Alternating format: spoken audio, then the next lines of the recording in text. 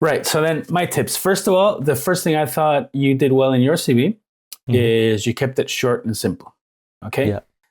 The simple bit is incredibly important these days because a lot of these companies normally have a head office somewhere and they use automated systems to review CVs, right? So I'm assuming that you've applied to these jobs. I didn't know you'd applied to these jobs.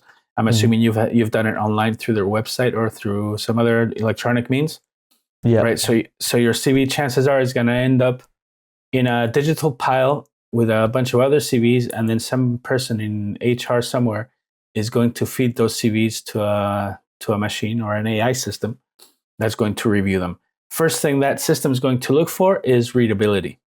Right. So if you have graphics, if you have millions of colors, if you have a lot of little widgets here and there and arrows and this and that, the system is going to get confused. And because depending on the amount of CVs it's reviewing, it's just going to immediately throw it away without even looking. So the readability is incredibly important. That's why you have to keep it simple. So nice, big, simple. No, not keeping the titles and the subtitles very standard and homogenic and you know, three font sizes, no more. And an illegible font. Don't get any fancy with the fonts, with any script fonts or handwritten fonts or anything like that. Just keep it your typical Times New Roman, your Arial or whatever it is, and that's it. Keep it simple.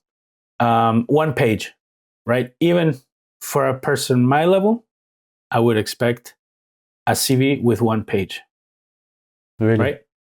Always. If I receive a teacher or a head of department CV and it's more than one page, I get bored even without trying to, even before reading it. That's what the application is for, right? Once they send their CV and then we send them an application, which is very extensive, and in that application they can go crazy with their ethos and whatever their philosophy in life and work, et cetera, et cetera. But the CV, I just want to see their experience. I want to see what they've done, their qualifications, and over and done with. And a very initial point of contact between me and that person, right? So keep it simple, keep it to one page. And I want to see, and this is what these automated systems are going to pass on to a human person who's going to review it. I want to see, obviously, your contact details so that I know where to write.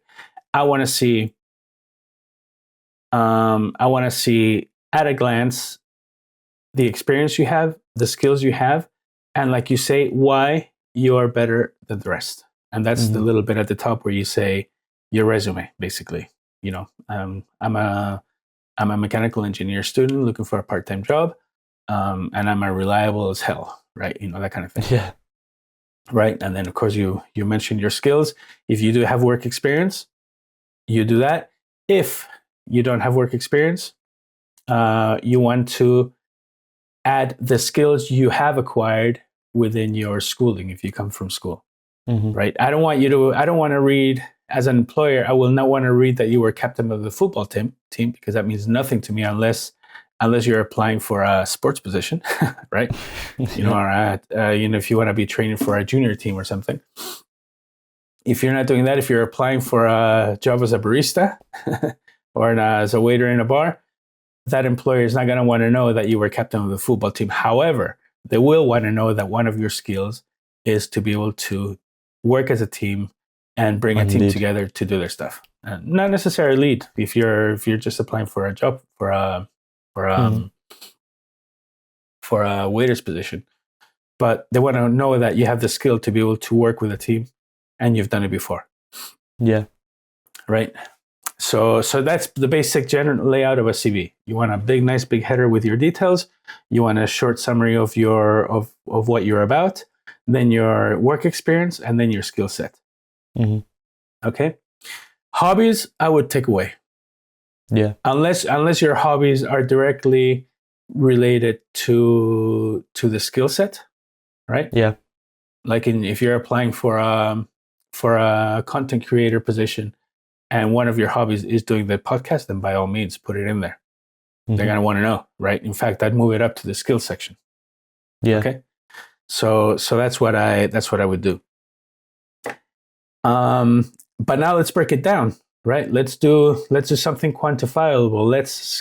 Let me give you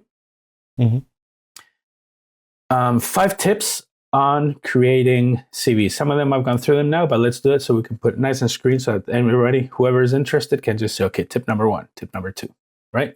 Okay.